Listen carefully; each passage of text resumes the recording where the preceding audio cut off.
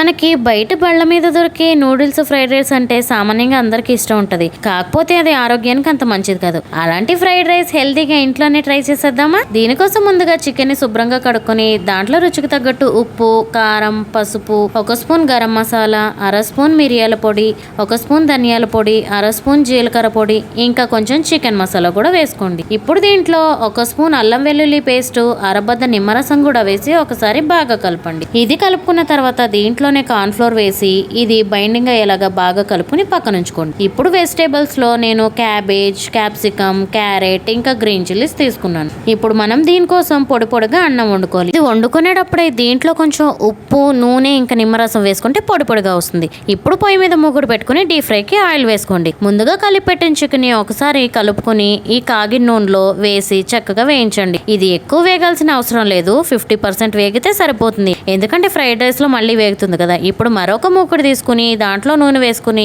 3 గుడ్లని గిన్నెలో వేసుకుని బాగా గిలకట్టండి. ఇప్పుడు కాగిన నూనెలో ఈ గుడ్డు సొనను వేసి కాసేపు కదపకుండా ఉంచండి. ఇది కొంచెం వేగిన తర్వాత ఇలా చిన్న చిన్న ముక్కలుగా చేసుకుని మనం ముందుగా కట్ చేసుకున్న వెజిటేబుల్స్ ని దీంట్లో వేసుకోవాలి. కొంచెం క్యాబేజ్, క్యాప్సికమ్, క్యారెట్, కొంచెం గ్రీన్ చిల్లీస్ ఇవన్నీ వేసుకుని ఒకసారి కలపండి. ఇప్పుడు మనం ముందుగా వేయించుకున్న చికెన్ ముక్కల్ని ఇలా చిన్న చిన్న ముక్కలుగా తుంచుకుని వీటిని కూడా దాంట్లో వేసి ఒకసారి బాగా కలపండి. ఇప్పుడు దీంట్లోనే మనం ముందుగానే ఉడికించి చల్లార్చి పెట్టుకున్న రైస్ను కూడా వేయాలి. ఇది వేసుకుని ఇదంతా కలిసేలాగా ఒకసారి బాగా కలపండి.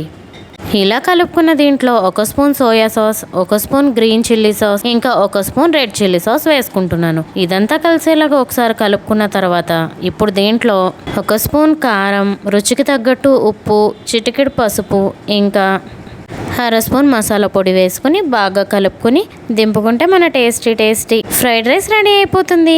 దీన్ని చక్కగా ప్లేట్లో పెట్టుకుని ఆనియన్ అండ్ లెమన్తో సర్వ్ చేసుకుంటే చాలా బాగుంటుంది. అన్నట్టు ఇందులో నేను ఎటువంటి వెనిగర్ ఇంకా టేస్టింగ్ సాల్ట్ వాడలేదు.